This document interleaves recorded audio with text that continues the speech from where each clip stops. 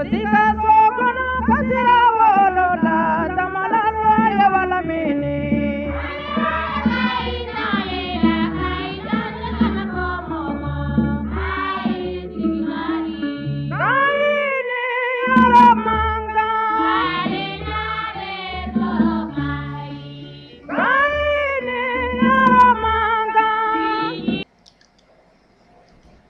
Assalamu alaikum an ka foli bi malien kelen-kelen bɛɛ lajɛlen fɛn bɛɛ kan filɛ Bamada Pɔliti sanfɛla la an ka foli bɛ se a bɛɛ lajɛlen ma ka taa Mali kɔnɔ ka taga Mali kɔ kan a denkɛ n'a balimakɛ de don Dawuda Keyita bi an sigira an ka kunnafoni kɛnɛ kan tuguni an tɛ sɛgɛn an tɛ jɔ an tɛ wulikajɔ an tɛ segin a la ka yala ka kunnafoni ɲini ka di malien kelen-kelen bɛɛ lajɛlen ma kibaruya yɛrɛ an b'a ka baara dɔ ye ka na wuli ka da aw ma an bɛ ɲini aw fɛnɛ fɛ yali émission in a y'a partager a ka lase aw nimanaw bɛɛ lajɛlen ma parce que kunnafoni min don kunnafoni yɛrɛ yɔrɔ de don an ka wulikajɔ in wuli ka lase malien kelen-kelen bɛɛ lajɛlen ma an b'a fɔ ɲɛna hali bi tuguni k'a da kan ka fɔ an ka page Facebook bi yan n'an ka chaîne YouTube an n'an ka TikTok sanfɛ a bɛ se k'an suivre bɛɛ lajɛlen sanfɛ an bɛ kibaruya an b'a can aw kan bi kɔni bɛ yan bi aw ɲɛkɔrɔ mais kelen tɛ yan ani n ka invité bɛ ɲɔgɔn fɛ ma présenté aw la n'o ye Amara ye a yɛrɛ b'a foli kan lase aw bɛɛ lajɛlen ma Amara ni ɲɔgɔn kuma. Waaw. Ça va. Bon, nga foli bɛ ale kɔnɔbɔ bɛ nga foli bɛ maliyɛnw bɛ. D'accord, merci Amara. Et an yɛrɛ b'i fo an ka foli b'i yɛrɛ ye an b'an taara an bɛ don question kɔnɔ rapidement Amara question fɔlɔ m'an bolo ka lase ma o de ye an bɛ don min na ko bi yali M5 bɛ cogo di sans Choguel ani jɔn ye conseil stratégique président an bɛ don min na ko bi. Bon, pour le moment, il n'y a pas M5 sans Choguel. Hein. Choguel, c'est le M5. Ali, semaine tɛmɛnen Choguel ni M5 mɔgɔw bɛ ɲɔgɔn ye o sigira ka kuma. Bon, comme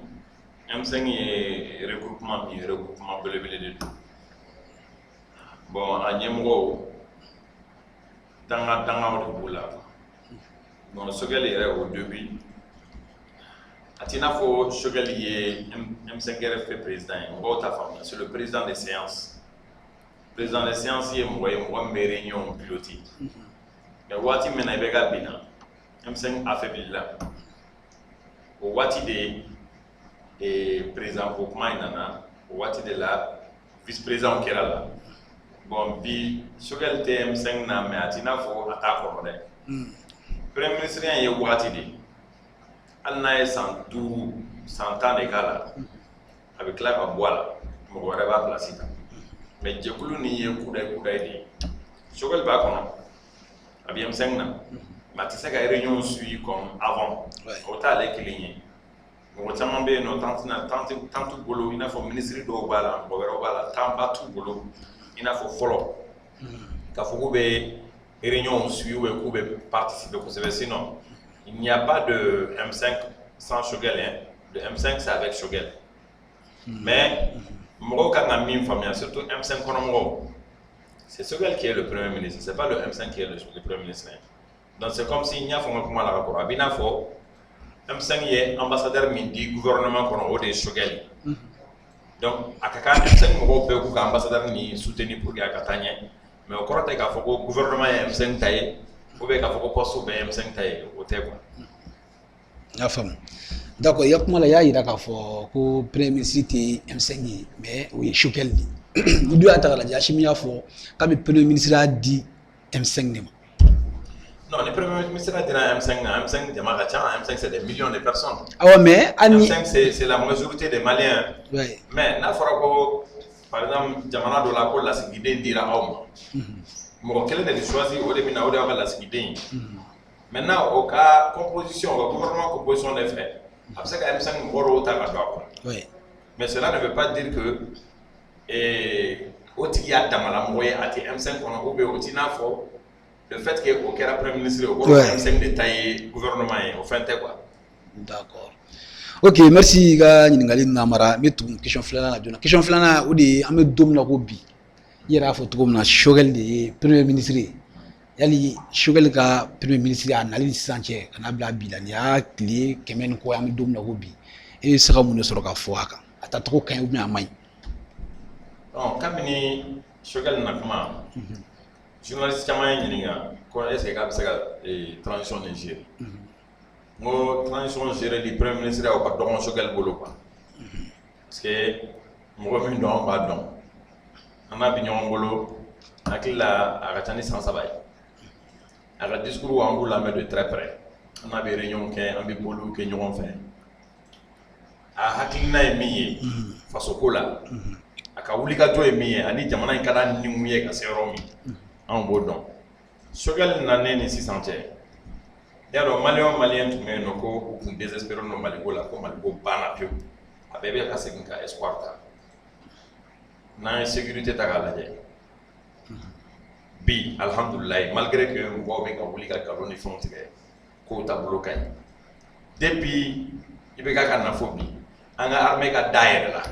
aka son aéré aka jija o kera Choguel nali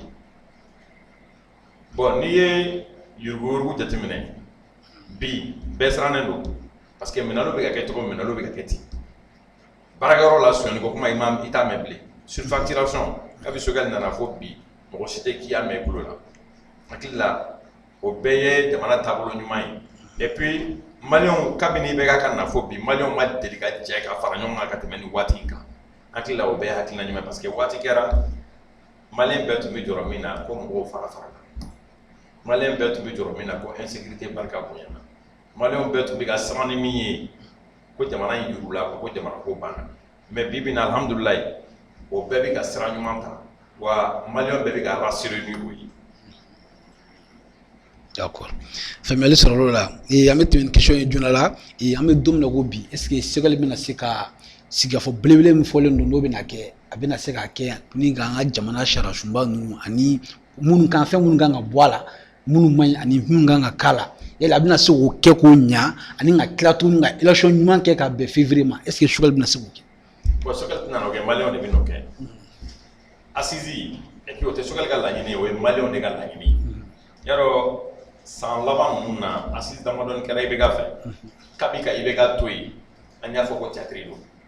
o kunte malien nga assisi de mais dialogue inclusif la e wa fo mo ko dialogue inclusif national deni oui deni wati mina deni me blase ka français de mali blaga ke c'était juste formulaire sani deni te et assistant international me kunkera ko tara assise la assise bane ibe ga info ako uye minfo ode do ode malion felai alors la malion betunte o ko ibe ga clan bo mais allez bi min décider ode bita en compte comme allez ko be français ka barala allez ka décision ta allez ka décision français ka décision de mais maintenant assise mi mina na ke o malion be felade malion be be jere ka nasi ka kuma cleaner ni jeliya ka malion kunganko e mi e u fela e mi o bi bo ka da yende torato ambassadeur chama ko me ga nyini ga Choguel ako kanu te nyoy folo koni min bora assisi la malion de bi je ka sigi folo ka mali tabolo ka décider no décidera ko mi ale bo soro ko o ta ko da ko loka donc assisi ni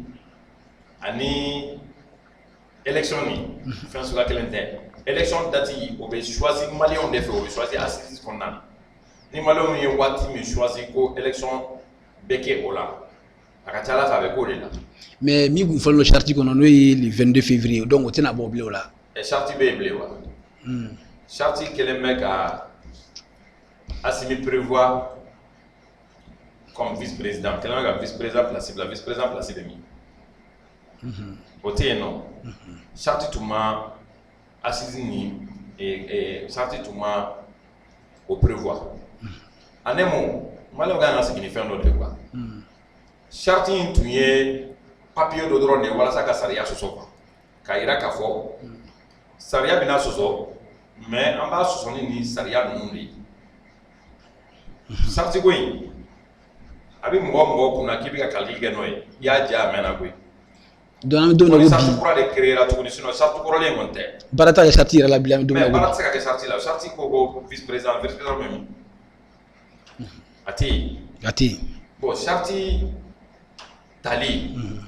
akera précipitation de condamne menu ya ta fana o ma ta ni ngana ɲuman ye parce que transition in daminɛna ni min ye bɛɛ b'a dɔn a daminɛna objectif dɔ ye an ka M5 écarté parce que M5 de ye acteur majeur du changement ye mais nin de la a bɛ fɔ ko kana kolokuru ye olu da k'a ka magan quoi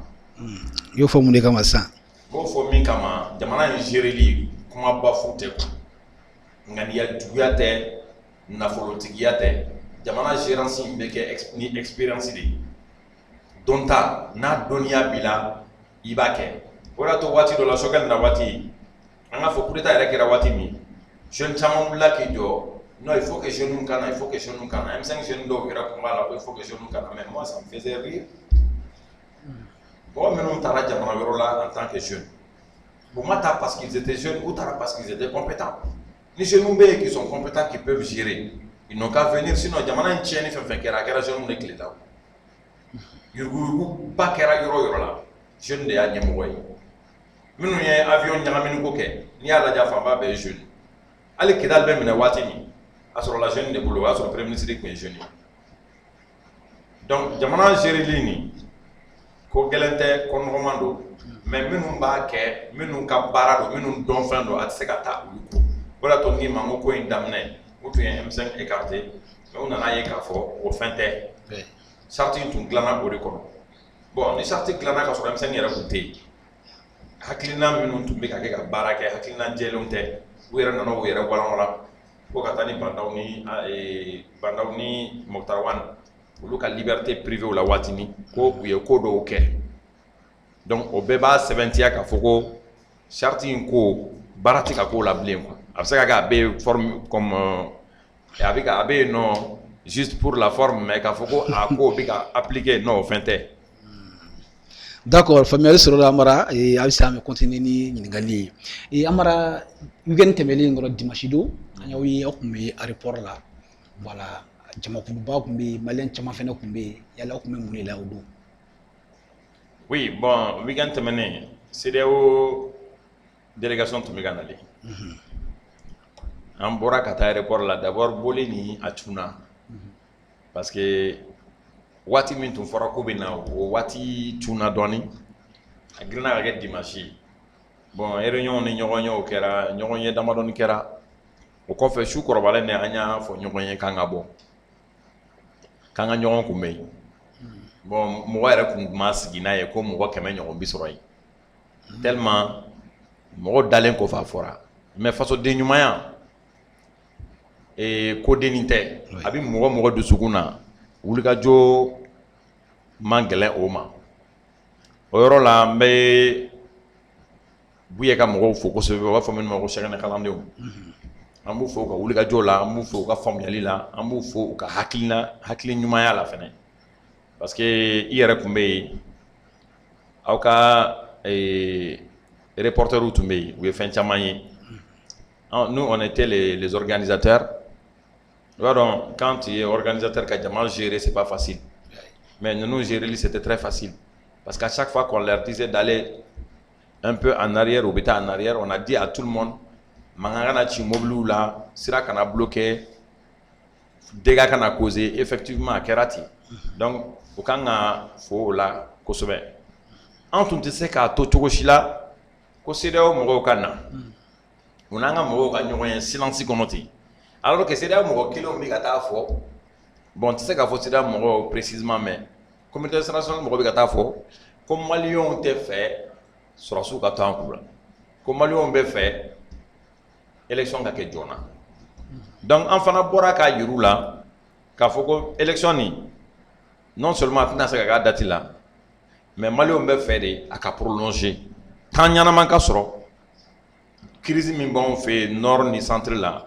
o ka ban hali n'a ma ban o ka sɔrɔ an ye seke u la o kɔnɔna de la mɔgɔ dɔw bɔra ni slogan ye slogan fanba o tun ye 3 ans ye dɔw ko 5 ans dɔw ko 10 ans dɔw ko 20 ans ce qui est sûr quand même don min maliyɛnw bɛ sigi ka fo kɛ maliyɛn si tɛna na sɔrɔ min t'a fɔ ka dɔ fara a kan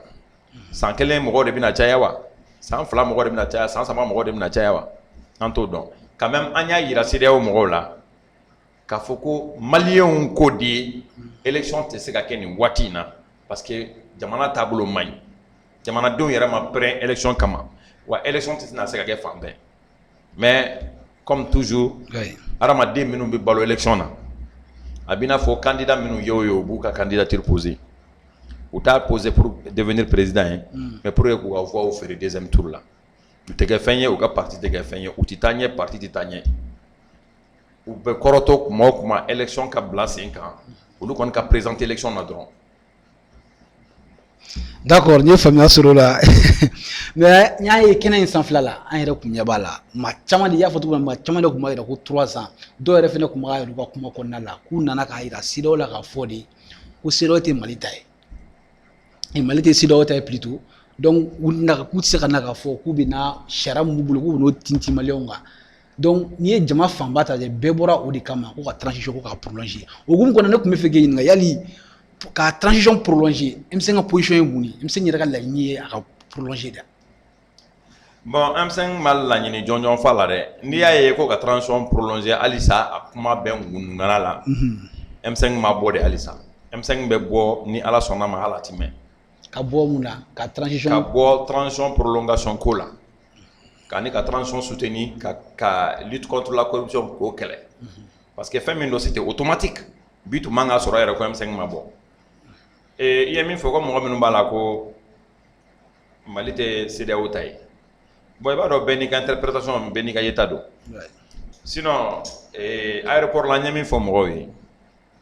CEDEAO ye Mali dɔ de ye jamana minnu kelen bɛ ka CEDEAO former Mali b'a la CEDEAO bɛ baara kɛ ni texte dɔw de ye an b'o texte kɔnɔ du moment où an yɛrɛ fana bɛ CEDEAO la a ka kan an ka CEDEAO bonya mais an kan ka fɛɛrɛ kɛ de texte minnu bɛ CEDEAO bolo ni texte ɲumanw tɛ ani taabolo min bɛ CEDEAO bolo ni taabolo ɲuman tɛ u k'o falen pour que an ka se ka taa sira jɛlen kan bon ni maliyɛnw fana bɛɛ jɛra n'a ye ko ka bɔ CEDEAO la ni o fana ye hakilina ɲuman ye n'o bɛ se ka kɛ o ka kɛ sinon pour le moment maliyɛnw kan k'a dɔn k'a fɔ CEDEAO ye Mali dɔ ye Mali ye CEDEAO dɔ ye hali ni u taabolo man ɲi hali n'u ka kɛwalew man ɲi hali n'a y'a sɔrɔ u ni an tɛ hakilina kelen na ou bien u tɛ ka Mali ka faveur jouer et que u bɛ ka président dɔrɔn ka intérêt de kɛ CEDEAO dilanna anw de fɛ yan a loi taara an sen b'a la a décision fɛn fɛn bɛ ta an sen b'a bɛɛ la n'a kɛra jamana wɛrɛ la cogo min n'a bɛ digi u la a bɛ digi anw fana na ten donc ne kɔni hakilina ye min ye fɛɛrɛ de kan ka kɛ ka CEDEAO texte ninnu falen taabolo min b'u bolo n'o bɛnnen tɛ mɔgɔ si ma u k'o taabolo ninnu bila. D'accord faamuyali sɔrɔ o la an bɛ tɛmɛ ni question in joona an bɛ fɛ k'a dɔn depuis i bɛ ka fanga dafiri la fo ka n'a bila bi la ni Asimi ni Choguel nana est-ce que yuruguyurugu kɔnɔna la a fanga dɔgɔyara ou bien a bɛ cogo di. Yuruguyurugu an bɛ se k'a fɔ a jɔra yɛrɛ sisan n'an ko yuruguyurugu fɔlɔ minnu bɛ État faso nafolo dun mais n'i ye jamana in lajɛ jamana in bolila yuruguyurugu kan i bɛ ka san hakɛ nin kɔnɔna na cogo min tiɲɛni kɛra nin san hakɛ nin kɔnɔ cogo min n'i ye calcul kɛ dɔrɔn i b'a ye k'a fɔ mɔgɔ min bɛ na minɛ o ka ca fo ka taa fɔ ka ca parce que dunni kɛra fo ka taa fɔ dunni kɛra mɔgɔ minnu bɛ ka minɛ bi o yɛrɛ sababu la yuruguyurugu jɔlen don yuruguyurugu jɔlen don kaki donc maliyɛnw sirannen don u b'a dɔn k'a fɔ ko in tɛ kulɔnko ye bilen sɛbɛ ko don. D'accord Amara i ka jaabi ninnu j'espère que maliyɛnw bɛ ka faamuyali sɔrɔ a la mais an bɛ tɛmɛ ni question ye joona an bɛ don min na ko bi yali Choguel kɛlen don ka fɛɛrɛ jumɛn de ta ni k'o sigi yuruguyurugu kɛlɛli kama. Bon Choguel kelen bɛ ka fɛɛrɛ min ta est-ce que ne bɛ se ka fɛn fɔ o la parce que ne ni Choguel ma kuma o kan mais a meilleure formule ye min ye ministre de la justice kelen bɛ ka fɛɛrɛ jumɛn ta n hakili la a yɛrɛ kumana télé la a ye caman fɔ o kan donc justice ka baara o justice ka baara don Choguel ka baara ye o donc hakilina minnu talen don o hakilinaw bɛ ministère de la justice de bolo bon du moment où anw n'u ma kuma o kan et que o m'o fɔ an ye je crois o tɛ anw ka dɔn fɛn ye quoi. D'accord, nous te don faire avec mo radio la question me trouve là o de anya ye wati temele na anga fintikila ka ono ye anga premier ministre et asafula anga ministre de la défense Sadio Camara utara avion do kumbe ni avion bora la 4 hélicoptères anu ye marfa kese do duma ani marfa do duma yali o avion nani nunu salla shogal ga wulga to ba akwena avion nunu sani o sana tugo mi war min donala malen shi se ga wala wala ye sina umni ni wala ni yala sana ju ya sanwo asimi ya sanwo Sadio Camara ya sanwo l'essentiel est que sana san kumala et que en noyera makil la wori ga gale sinon mo minu nana polémique la de avion war kun fala kun sarala kun flana kun sarala abeka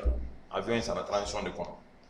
et fin do be malion kan ngode avion nani mi sana fla be sa transition de kono avion abe sana transition de kono malion kan ga fin do de fama Shogel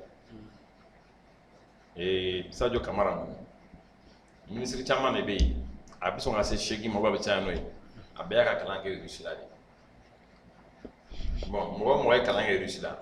risu bi impressionné ou ka jamana mara to ko fe anu intervenir no o saki impressionné au siraka donc le fait que sani ka attaquer yeno ati bal mo la non te logique est mi e be ka ni hakili jagabo mina ni be ka tumbi an walma ni be ka sani do e be ka lié me français de bolo français te fait sani ga gel irisi bolo akilima yɛrɛ mangi son yɛrɛ ko o bila i kunna ka fɔ ko i bɛ ka tile waati de koyi ni i bɛ ka tile la eliko minnu sara olu ma se ka pan n'u ye dɔɔni kɛ u bɛ dɔɔni kɛ dugu ma wa o ni nin tɛ suguya kelen yɛrɛ a b'i ko manabɛlɛ ni marifa kari minnu taara eliko minnu san i m'u ye eliko ancien baw don u taara avion minnu yɛrɛ san visière t'u la marifa t'u la o ni ninnu tɛ fɛn suguya kelenw ye bon le plus important même u sanna u y'u nafa u y'u jɔyɔrɔ fa parce que kabi avion ninnu nana jadisiw mankan sumana pour la première fois jadisiw ka boli ka taa k'u ka moto to ka boli ka taa k'u ka marifaw to ka boli ka taa ka mobiliw to an bɛ k'o ye sisan donc a nana o ɲɛna o de tun ka gɛlɛn. D'accord. Ok, Amara, on va te poser une question à Libye. Mais fait quoi? Réellement, est-ce que Sobe Shogel Boulou Canada? Bon, et nous la ko Sobe Shogel Boulou Canada. Sani iki yɛrɛ ɲininko la fɔlɔ i b'u tigiw ka degré de crédibilité de lajɛ mɔgɔ dɔ minnu minɛna k'u tɛgɛ tara escroqueria la mɔgɔ dɔ minnu ye jugu nkalon da mɔgɔw la k'u tɛgɛ tara o la mɔgɔ dɔ minnu woyibara kɛnɛ kan nkalontigɛ la wa mɔgɔw fana don ala ni jugu nkalon da la mɔgɔw la u delila ka minɛ ka bon donc ne bolo ça c'est un faux débat. So mana ke Shogel bolo États-Unis ou so mana ke Shogel bolo Canada ou tout ça c'est un faux débat. Aujourd'hui mun de ɲininkali kɛra jamana in bɛ taabolo min na a ka bɔ o taabolo la bi mun bila nin na o min ko Sobe Shogel bolo ne de bɔra ka kɔri o a kɔrɔla mun na parce que o kɛlen bɛ k'u ka dungɛyɔrɔ de kɛ vidéo kɛ ye. D'accord. Donc baara wɛrɛ t'ale yɛrɛ la escroqueria ko ani ka chantage ni fɛnw kɛ mɔgɔw la. Maintenant, ni waati gɛlɛyara u bolo u bɛ bɔ ni stratégie dɔ de comme qu'au début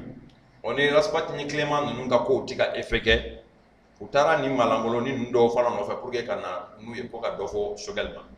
ko in n tɛna don o la nin yɔrɔ in na ka walawala mais n da bɛ tila ka s'a ma ka yɔrɔ caman éclairer mɔgɔ ser'u ma ka wari f'u ɲɛna o bɛna d'u ma. U jɔra wari in na de. D'accord. Jɔ kɛra wari in na de. Donc maintenant u m'a fɔ k'u t'a kɛ dɛ mais wari min fɔra o de ka dɔgɔ. Donc ça veut dire que dɔ mana fara wari in kan kuma o kuma u natɔ don. D'accord. Kalasi de kɛra. N'a faamu. Ok, maintenant on va continuer à ça question et on va faire cadeau. Il y a les Shogel bɛ joli ta par mois. Il y a les 75 millions d'états par mois. Non mais naka question bɛ kɛ Shogel ye tɛ faamu dɛ. Ayi a bɛ na le question Shogel kelen tɛ Shogel tɛ 75 millions nin ta. Ala moitié ɲuman Shogel ta ta. Shogel kelen tɛ ministre foyi tɛ min bɛ 2 millions 500 ta tuguni ministre si tɛ min bɛ 1 million ta 900 et quelques mille u bɛɛ b'o de ta. O tɛ ministre dɔrɔn ye dɛ baarakɛyɔrɔ caman bɛ yen don min na Shogel kumana ka to avion kɔnɔ a ko maliyɛnw ma délégation min bɛɛ bɛ avion kɔnɔ n'a fɔra ko bɛɛ ka billet ta ka taa du moment où avion a ta avion tɛna louer n'a fɔra olu bɛɛ ka billet ta ka taa ça coûte cher mais nous taara avion na ta avec toute cette délégation là ça coûte moins cher donc a bɛ ɲɛti dɔ kɛ budget sinon récemment wari min fɔra ko Sogɛl ye min bɔ a sara la ni mɔgɔ tɔw ye min bɔ sara la bon j'ai pas vu le document officiellement mais ça tend dans les 100 et quelques milliards donc a b'i n'a fɔ n bɛ to ka min fɔ n'an ko an ka ɲɛsin Mali kura ma bɛɛ k'i yɛrɛ di ye ti dɔ wɛrɛ ye dɔ ka jɛ i ka hakɛ dɔw kɔ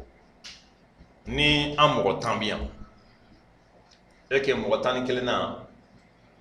dumuni b'an bɛɛ kɔrɔ dumuni tɛ mɔgɔ 11 na kɔrɔ n'an bɛ lɔgɔma ɲɛ kelen bɔ an kun diɲɛ don o don k'a d'a ma a tɛ foyi tiɲɛ an ye mais a b'a to ale bɛ balo an nɔfɛ k'a sɔrɔ a b'a gɛlɛya Mali kura in tɛ dɔ wɛrɛ ye o kɔ koyi bɛɛ k'i seko kɛ bɛɛ ka dɔ bɔ i yɛrɛ kun k'a di c'est à dire bɛɛ kun bɛ ka tiɲɛni min kɛ bɛɛ k'o dabila bɛɛ bɛ ka yuruguyurugu min kɛ bɛɛ k'o dabila mais an bɛna ɲɛsin o sira ma tɛmɛ o olu bɛɛ ye ko minnu labɛnnen don parce que quand on disait que an bɛ Sogɛl soutenir et que an bɛ transition soutenir dès le début anw ta tɛ dɔrɔn ka bɔ ka mankan ci k'an bɛ transition soutenir stratégie dɔw de b'an bolo qui tendent vers le nouveau Mali o stratégie ninnu dɛ o baaraw de bɛna daminɛ n'Ala sɔnna ma hala tɛmɛ parce que jamana in kan ka taa ni diɲɛ hakiliman de quoi n'an k'an bɛ kow kɛ an ka kɛ ji ɲɛma jɔlen na quoi et puis an ka kow kɛ de sorte que a nafa ka se jamana in ma et que a nafa ka se ka jamana in la avancer o de y'a to n fɔra n b'a fɔ jeunes ɲɛna surtout waati min na Sogɛl kɛra premier ministre ye caman tun b'a la poste ko et chargé de mission n y'a mɛn yɛrɛ dɔw ko ko k'an bɛɛ bɛ chargé de mission ɲini na chargé de mission filɛ nin ye c'est la plus petite des nominations n'an bɛ dɔ ɲini an bɛ sanfɛla de ɲini chargé de mission tɛ quoi et puis anw yɛrɛ ka laɲini tɛ dɔ ɲini ye quoi n y'o de fɔ jeunes bɛɛ ye Sogɛl an ka juru tɛ Sogɛl la an ka juru tɛ transition na an ka juru tɛ gouvernement na an wulila k'an jɔ de k'an ye fasoden ɲuman ye an wulila k'an jɔ de ko jamana taabolo man ɲi an wulila ka kɛlɛ kɛ de pour que jamana taabolo ka changer an m'a fɔ an ka mode de vie ka changer dɛ donc n'o don an ka continuer an ka kɛlɛ fɛ min mana min sɔrɔ a kɔnɔ o y'i garisɛgɛ ye n'a fɔra ko poste nana di poste dira minnu ma o y'u garisɛgɛ ye ni wari kan ka di minnu ma k'u soutenir wari mana d'u ma o y'u garisɛgɛ ye mais an ka objectif de tɛ wariko ye an ka objectif tɛ poste ko ye an ka objectif ye ka kɛlɛ kɛ ka jamana in bɔ nɔgɔ la et en toute sincérité i b'a dɔn adamadenw tɛ kelen ye quoi dɔw sɔnnen don u yɛrɛ ye dɔw bannen don u yɛrɛ ye dɔw ma deli ka da u yɛrɛ la yɛrɛ sinon denkɛni n'i sɔnnen b'i yɛrɛ i b'a dɔn ko tiɲɛ yɛrɛ la i bɔra mɔgɔ ɲɛnama na e kɛ jɔyɔrɔ b'i la nafalan b'i la i kan k'a ɲini ka mɔgɔw de servir et non k'i profiter mɔgɔ la mais i b'a mɛn mɔgɔ min da ko mɔgɔ man ka fɛn kɛ mɔgɔ ye sans intérêt ou bien mɔgɔ tɛ fɛn kɛ mɔgɔ ye sans intérêt dis-toi que non seulement o tɛna se ka mɔgɔ ɲɛ mɔgɔ ye mais o tɛ kɛ foyi ye diɲɛlatigɛ la quoi en tant que jeune on doit songer à l'avenir du pays en tant que jeune an kan ka miiri k'a fɔ n'i y'a jamana in bɛ nin yɔrɔ in na dɔw de y'u yɛrɛ di ka kɔrɔ bon o yɛrɛ di in de fana tɛna se ka kɛ ko diɲɛ don o don an m'an ta kɛ ta ɲini ye an m'an ta kɛ ta ɲini ye o de cɛ man ɲi. D'accord faamuya sɔrɔ olu la an bɛ fɛ k'a dɔn jɔn de y'a décidé k'a fɔ k'an ka kuma ni terroriste ye Achimini don wa ou bien Sogɛl? Non, il faut demander d'abord n'a fɔra ko ka kuma ni terroriste ye je l'ai démenti hier. N y'a démenti kunun. Ok a expliqué un peu. Bon a bɛ se ka kɛ minnu ko k'u bɛ taa kuma n'u ye o wulila u yɛrɛ ye k'u bɛ taa ou bien u y'a proposé k'a fɔ k'u bɛ taa sinon kumaɲɔgɔnya ye fila de ye min bɛ ka fɔ o ye négocier de ye négociation tɛ Sogɛl ka vocabulaire yɛrɛ la o de y'a to ne yɛrɛ ko n ko kabi n y'a mɛn ani banbagaciw cɛ négociation kuma t'ale la négociation yɛrɛ tɛ Sogɛl ka vocabulaire la négociation t'a la discussion bɛ se ka k'a la parce que comme il le dit d'habitude pour que ka Sogɛl dɔn quoi n bɛna a sira surumani de f'i ye Sogɛl ni i bɛ fɛ ka Sogɛl dɔn a ye discours fɛn o fɛn kɛ ka kɔrɔ quoi sigi i b'u lamɛn Sogɛl ka vocabulaire yɛrɛ négociation t'a la mais discussion b'a la discussion ye jumɛn ye on est tous des Maliens bi m'a to Sogɛl ye rebelle bila o place la a y'a yir'ula de A à Z minnu bɛ k'aw nɛgɛ nɛgɛ ninnu bɛ tila ka tunun n'aw ye an de ye kelen ye jamana y'an bɛɛ de jɛ ye aw mana taa yɔrɔ o yɔrɔ aw bɛ wele ko étranger yan de y'aw fɛla ye rébellion bi bi in na n'a bɔra a mɔgɔ damadɔ na a bɛɛ y'i calmer minnu bɛ Kidal la dɔw bɛ ka mankan ci waati nin na parce que rébellion mɔgɔw tilalen don 2 de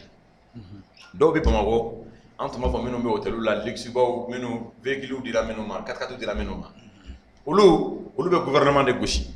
n'a gɛlɛyara dɔrɔn u bɛ communiqué dɔ kɛ ou bien u bɛ ko dɔw boloda ou bien ni gouvernement kan ka taa ni premier ministre ou bien ni président kan ka taa Kidal wari dɔ bɛ di olu b'o tila u ni ɲɔgɔn cɛ bon minnu bɛ Kidal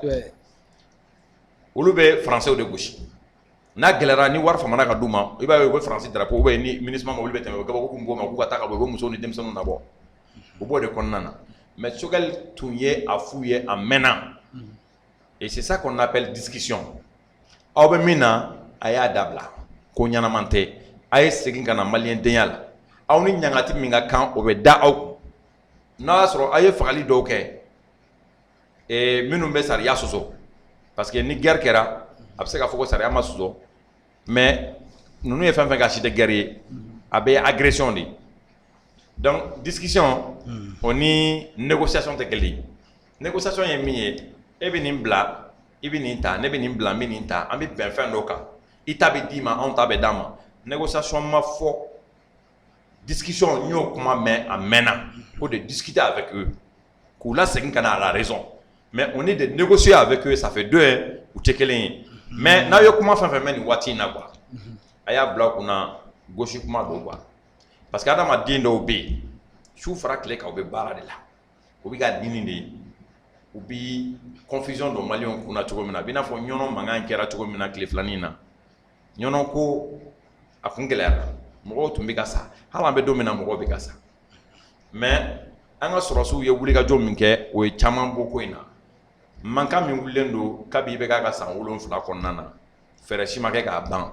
fo k'a kɛ yuruguyurugu ni dabiri ye o tɛ se ka girin ka ban don kelen min ka gɛlɛn a bɛ ka ɲɛsin banni sira ma o de ka gɛlɛn mais o bɛɛ la nkalontigɛlaw bɛ nkalontigɛ la i b'a dɔn jamana in filɛ nin ye n'i ye yuruguyurugukɛlaw bɛɛ la kabini u ka ko daminɛ u taa sira caman bɛ yen i b'o dɔn mun b'a to ko dɔ bɛ kɛ dɔrɔn an b'a fɔ ko karisalakaw de don fo profil minnu b'u bolo an b'u ka fo profil ninnu dɔn depuis 2012 an bɛ dɔw ta dɔn san nataw kɔnɔna na an ye caman ta dɔn hali n'u ye fo profil tɔgɔ falen k'a photo falen an b'a dɔn mɔgɔ minnu ta dɔn o fo profil ninnu de fɔlɔ bɛ bɔ ni information ye et ils sont très très très forts dans ça même aujourd'hui c'est le peuple malien qui soutient la transition donc o ko ninnu tɛ ɲɛ sɔrɔ kosɛbɛ o i m'a ye fɔlɔ n'u kun sera vidéo kɛla ni min ma ou bien radio kumakɛla min ma u b'o corrompu yɔrɔnin kelen mais bi bi in na u bɛ ka taa se mɔgɔ caman ma u bannen don ka tugu kɔ u bɛ ka taa se mɔgɔ caman ma k'u b'u bila mission na u bannen don ka tugu kɔ. D'accord, merci Amara. Jɔn bɛ ka sɔrɔ i ka ninnu ko ninnu na maintenant an bɛ fɛ k'a dɔn an y'a ye tile 2 in na a ma tɛmɛ kosɛbɛ tantɔ an y'a ye Kayi mara kɔnɔna la jɔnya wale dɔw kɛra a vidéo partagé la fan bɛɛ fɛ yali e bɛ mun sɔrɔ k'a fɔ o ko in kan. Bon jɔnya wale ko kuma in na n y'u ye i taara i y'u interviewé n y'i wele téléphone na n ko Keita u ka numéro ta i ka débat demandé n'u ye ne n'u ka kuma tu sais jɔnya ko kuma in a donna mɔgɔ caman hakili la c'est des gens qui se croient plus malins que tout le monde c'est des escrocs c'est des vrais escrocs. Donc jɔnya tɛ tiɲɛ yan. Ɲɔrɔ mara la n bɛn'o de f'i ye Kayi mara jɔnya b'i ko jeliya exactement comme jeliya munna u banna débat ma n ye Robert Dissa wele. Non u ma ban débat ma dɛ. Non u banna débat ma. Non aw ni ma débat organiser sinon u ma ban débat ma dɛ. Ne ko k'i k'a f'u ɲɛna. Voilà n y'a f'u ye maintenant an bɛ don dɔ décider k'an bɛ débat in kɛ. Non sini wula don u wele ka na sinon n y'a fɔ Robert Dissa ye. Problème t'a la. Mɔgɔ caman ye u delila ka taa plateau la u k'u wele ka na le président de l'AMDH n delila k'a sigilen je crois son nom ni ma fili bon hakili t'a tɔgɔ la ten o dugusajɛ n ye Robert Dissa wele n ko nin cɛ in bɛ k'i da don kuma min na a t'a dɔn ne dɔnbaga dɔ bɛ a bɛ droit de l'homme na don min n y'a fɔ a ɲɛna n ko jɔnya tɛ Kayi mara la jɔnya wale tɛ yen quoi tɔgɔ dɔrɔn de bɛ fɔ yen a b'i n'a fɔ jeliw u ka du b'u bolo u ka forow b'u bolo u ka commerce b'u bolo u ka denbaya y'u ta ye u bɛ voyager cogo min ma n'u ja i t'u nɛni i t'u dɔgɔya i t'u bila baara la diyagoya baara la a ko ne ma ko tɛ se ka kɛ a déplacer a taara Fofana don a bɛ Ponge a déplacer a taara a segintɔ ka na a ye wele a ko cɛ dɔgɔ i ye kuma min fɔ tiɲɛ don cɛ ko in ye manamana ko de ye k'ale taara fo village la ka taa enquête kɛ a ye tile caman de kɛ yen nɔ n'i ma fili a ye semaine caman kɛ yen jɔnya in n bɛna ɲɛf'i ye i k'a faamuya mun nana ni ko in bɛɛ ye Sénégal i b'a dɔn jɔnya min tun bɛ yen jɔnya wale tun bɛ yen o tun bɛ mɔgɔw siri k'u bɔ Mauritanie jɔlɔkɔ tun bɛ kɛ jɔn dɔw la yɛrɛ mais o tɛ Mali la minnu bugɔra ni o image bɔra fɛn na ne tɛ ka n'an y'a ye o bugɔra cogo di o wele de b'a laban ye o tulo bɛ na parce que o bɛ ka page suivre sisan c'est simple n bɛna yɔrɔ de f'i ɲɛna o u nana escroc dɔw de bɛ Belgique a dɔw bɛ Faransi don min ne bɔra k'a f'u ɲɛna ko ni mɔgɔ b'u bolo o kana débat la yɔrɔ min man'u jan an bɛ taa u ye fa ni ba ni de k'u ka groupe WhatsApp sanfɛ ko mɔgɔ si kana na u ye ne ka numéro di ɲɔgɔn ma u ye manamanakanw fɔ la mais u tɛ n dɔn n donn'u bɛɛ kan n kan ka min f'u ye n y'o bɛɛ f'u ɲɛna parce que min ka go ye ni diɲɛ fɛn bɛɛ ye o tɛ dɔwɛrɛ ye o a fɔra ko u tɛ hɔrɔnmuso de furu dugu bɛɛ n'a laada don yenkaw tɛ koyi u nana de u nalen dugu laada de imposer kunna a caman bɛ yen hɔrɔn de don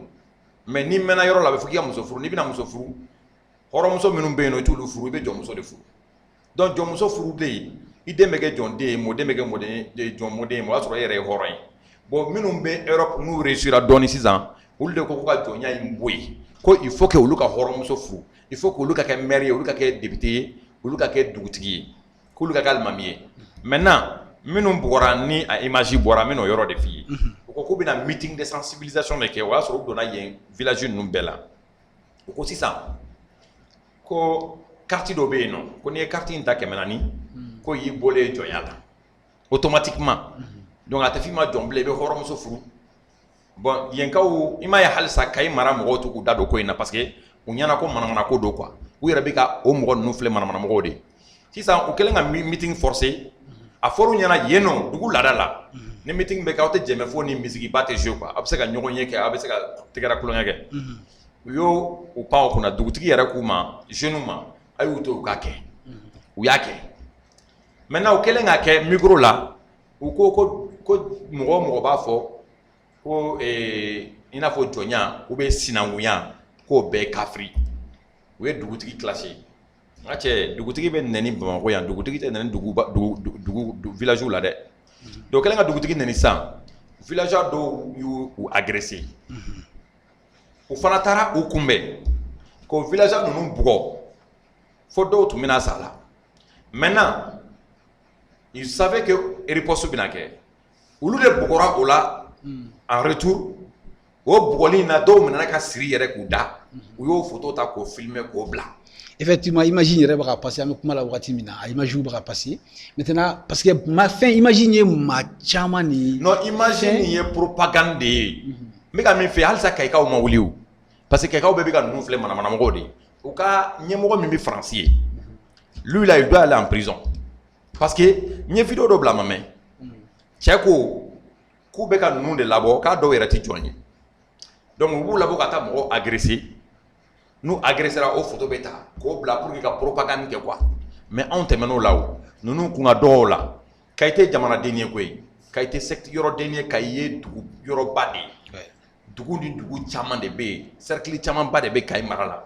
ne tɛ se ka kariya cogo si la ka n'a fɔ ko jɔnya ko in tɛ tiɲɛ ye e kɛ Kayi kasi tɛ min bɛ sɔrɔ ka ne sɔsɔ minnu t'a ko kalama olu de bɛ sɔrɔ k'a fɔ an ye image minnu ye dɛ wa u kɛlen bɛ ka maliyɛn minnu bɛ extérieur la u y'a caman hakili suɲɛ quoi avec les images là ne de ko tɛ yen Keita n y'a f'i ɲɛna n ye wele téléphone na depuis transition daminɛ kuma ça vaut plus de 8 mois n ye wele téléphone na n'a tun bɛ e kɔnɔ ka débat organiser bi tun b'a sɔrɔ e tɛ bɛɛ b'a organiser n'olu tun ma ban débat ma san b'a sɔrɔ hali Africable mɔgɔw y'a ɲinini min k'u fɛ i b'a sɔrɔ et puis n bɛ kangari min da an ka autorité mɔgɔw ye u ka n'u yɛrɛ bila problème na problème ye tun bɛ nkalon parce que n t'a dɔn u kɛlen bɛ ka u hakiliw suɲɛ cogo min na ni AMDH ɲɛmɔgɔ yɛrɛ bɛ bɔ télé la ka kuma jɔnya ko in kan ka sɔrɔ fɛn min yɛrɛ bɛɛ théâtre de ye jɔnya tɛ Kayi mara la jɔnya kɛwale kelen tɛ Kayi mara la jɔn kelen tɛ k'a ka du t'a bolo ou bien k'a t'a yɛrɛ bolo ou bien k'a bɛ baara kɛ mɔgɔ ye non a bɛ i n'a fɔ u mana baara kɛ mɔgɔ min i b'a sɔrɔ i b'u sara de au contraire u yɛrɛ b'u ja parce que jeli bɛ yan cogo o cogo o bɛ yen ten de u bɛ dépend mɔgɔw la u bɛ dɛmɛ ɲini mɔgɔw fɛ a bɛ d'u ma en fait c'est comme mariage bɛ yen nɔ u bɛ na u bɛ baaraw kɛ a bɛɛ wariw bɛ d'u ma u bɛ na u yɛrɛ ye de dɛ mais problème kelen min bɛ yen k'a fɔra ko yen duguw la k'u tɛ yen dugudenw furu u tɛ kɛ alimami ye u tɛ kɛ député u tɛ kɛ maire ye ko mun de la o kɛra parce que olu dɔw bɔra village la k'u éjecté fo France u ɲɛna k'u ye ko dɔn u ɲɛna k'u bɔra ko kalama o de y'a to n y'a tere juguya f'u ye laban na i bɛ dugu min na n'a bɛ f'i ma ko jɔn ni dugu laada de y'o ye bamananw ɲumana dugu bila ka fisa ni laada wuli i tɛ taa dugu wɛrɛ la tɛ f'i ma yɔrɔ min ko jɔn e kelen kama laada in tɛna wuli o laada in wuli ko kuma o de bɛ na ni kɛlɛ o de bɛ na ni mankan ye o de bɛ na ni ɲɔgɔn bugɔ ye n'o tɛ e ko i bɛ Faransi i bɛ Belgique i bɛ yɔrɔ la i ye fɛn sɔrɔ taa sigi dugu wɛrɛ la mɔgɔ bɛ mɔgɔ bali ka taa sigi Segu wa mɔgɔ bɛ mɔgɔ bali ka taa sigi Sikaso wa hali Kati yan yɔrɔ caman de bɛ yen nɔ i bɛ dugu min na ni yen dugu yɛrɛ de laada de ye a bɛ fɔ aw ma jɔn parce que aw bɔra jɔn na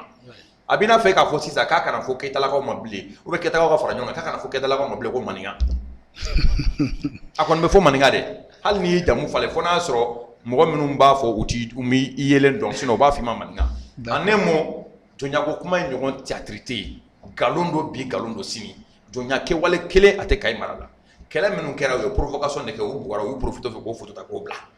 u wele problème t'a la mais comme u yɛrɛ bɛ ka na jɛ nin wagati in na n bɛ ci la s'u ma ni temps bɛ sɔrɔ i yɛrɛ fɛnɛ bolo an bɛ se ka fɔ samedi don kuma bɛɛ samedi a f'u ye hali su in na n'u bɛ se ka na u bɛ na sɔrɔ yan non u tɛ se ka na su in na mais samedi kɔni n b'u wele ni n taara émission na sisan n b'u wele n'u bɛ samedi sɔrɔ donc n b'i wele n bɛna débat kɛ a kan n wele an bɛ débat k'a kan d'accord merci beaucoup an bɛ tɛmɛ ni question ye question laban min b'an bolo ka tugu la o de ye an bɛ don min na ko bi bientôt sa école bɛna ta bon gouvernement ni école maître fɔɲɔgɔnkɔ b'u ni ɲɔgɔn cɛ yali mun de bɛna sɔrɔ ka problème régler yanni école ta in cɛ tɔ ye semaine kelen dɔrɔn an bɛ se k'o fɔ gouvernement ni école maître ka mankan a mankan ma da wa n y'o de fɔ a waati école maître dɔw wulila nɛni ni dɔgɔyalima na a fɔra u ka tiɲɛ fɔ ɲɔgɔn ye u ka syndicalistes de bɛ ka nkalon tigɛ u ye quoi école maître ko k'olu ka condition améliorer ka dɔ fara u ka sara kan Sadio Kamara y'u wele don min ani Sogɛli y'u wele don min k'u ni Sadio Kamara sigi depuis o don ministre de la défense oui ale de n'u kumana sani Sogɛli ka na ale ye layidu ta u ye o layidu tɛmɛra o ye jumɛn ye u ka condition améliorer ka dɔ fara u ka sara kan école maître ka kɛlɛ nin ko wɛrɛ de b'a jukɔrɔ min tɛ ka fɔ maliyɛnw ye o école maître ni INTM mɔgɔw bɛ u ka syndicalistes ni INTM mɔgɔw bɛ fadenya de la u ni ɲɔgɔn cɛ sama-samali parce que syndicat suguyaw kelen tɛ maintenant u ko ka dɔ fara u ka sara kan k'u ka condition améliorer dɔ farala sara de kan dɔ farala olu de ka sara kan dɛ a b'i n'a fɔ sisan e k'a fɔ sisan ko ka dɔ fara e ka sara kan yan nɔ an bɛɛ bɛ baara kelen kɛ yarɔ e hamina ko ka kɛ min ye dɔ ka fara e ka sara kan i ka sarati tɔw t'a la mais le fait que dɔ farala olu ta kan a fɔra ko ni dɔ ma fara tɔw ta kan mankan bɛ na wuli dɔ farala tɔw ta kan c'est comme u bilala niveau 5 na tɔw fana bilala niveau 5 na u ko non k'o de tɛ kɛ minɛ ko u ka article 39 nin b'a fɔ ko ni dɔ farala tɔw ka sara kan kuma o kuma ko min farala tɔw ta kan ko o différence ɲɔgɔnna ka fara olu ta kan u y'o kuma de caya parce que u ka syndicaliste ninnu dɔw ye propagandiste dɔw kan u ɲɛna ko tun bɛ se ka Sogɛli intimider Sogɛli y'a yir'u la ale ma layidu nin ta ale ma décision nin ta koyi yarɔ tapage caman bɛ kɛ de ni mɔgɔ natɔla don u bɛ tapage kɛ walasa k'i bɔ i ka sira kan Sogɛli y'u ni Sadio Kamara bila ka kuma Sadio Kamara y'a yir'u la de A à Z an bɛnna min kan o tɛ nin ye aw ko ka dɔ de fara aw ka sara kan dɔ farala kan mais dɔ faralen tɔw ta kan o kɛlɛ kun bɛ min mais ɲɛmadali n ye école maître fɔ n ka ɲɛmada juge ma n ye école maître ye fɔ n ka ɲɛmada ingénieur baw ma n hakili la an t'o yɔrɔ la quoi et puis le problème là c'est pas les enseignants hein enseignants ninnu ka syndicaliste dɔw de bɛ yen dɛ olu de bɛ k'u bila erreur la donc école ta min filɛ nin ye mɔgɔw jɔrɔlen t'a la koyi mɔgɔw jɔrɔlen t'a la a bɛ ɲɛnabɔ yanni o cɛ quoi a bɛ ɲɛnabɔ san'o cɛ san'o yɛrɛ cɛ a tɛ se ka fɔ yɛrɛ k'a bɛ ɲɛnabɔ san'o cɛ a ɲɛnabɔlen don koyi parce que ko dɔ ka fara u ka sara kan dɔ fara olu sara kan ko mun na dɔ farala tɔw ka sara kan min farala tɔw ka sara ko ɲɔgɔnna ka fara olu ka sara kan Mali y'u ta ye yan mais n'i y'o fɔ a dɔw bɛ wuli nɛni ni dɔgɔyalima ma mais min ye réalité ye de o t'o fɔ ɲɔgɔn ye o. D'accord merci Amara ni kun y'an ka dernière question ye ka tɛnku la ni folikan b'i bolo ka lase an filɛkɛla bɛɛ lajɛlen ma i b'o fɔ an b'a kuncɛ n'o ye. Bon folikan bɛ n bolo ka ɲɛsin maliyɛnw bɛɛ ma maliyɛn minnu bɛ jamana kɔnɔ ani minnu bɛ jamana kɔ kan n ka foli b'a bɛɛ ye. D'accord. N ka foli bɛ aw yɛrɛ ye. Ok merci beaucoup Amara an yɛrɛ b'i fo i nana an ka wele jaabi voilà donc an bɛ maliyɛn bɛɛ lajɛlen fo fɛn fɛn bɛ k'an filɛ nin wagati in kɔnɔ an yɛrɛ b'aw fo ka kulomajɔ n'a ka filɛli la ni kun ye Bamada Panel sanfɛla ye assalamu alaikum a k'an mɛn a ɲɔgɔn wɛrɛ.